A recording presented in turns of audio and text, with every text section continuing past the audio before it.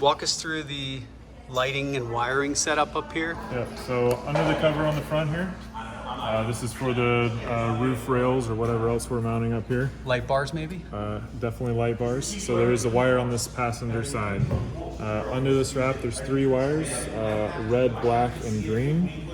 Black was ground. We found that green had about 10.5 volts on it, which was kind of interesting. We weren't picking up any voltage on red, so we gotta get into the truck and figure out where that wire goes and how to power this thing up.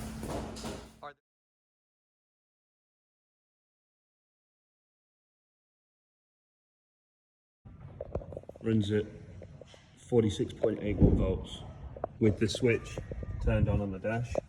When you turn the switch off on the dash, you lose your 46 volts. Green wire on this harness reads 10.83 volts. Whether the doors are open, ignition's on, whatever, it just reads 10.83 volts. No matter if the car's on or off. Doors are locked right now, still reading 10.83. If the doors are open, it does the same thing. And then the black blue wire is your negative, ground, return, whichever way you want to call it, for the 3 cables. So show us how to pop that open. Push on the back. It's a little plastic cover.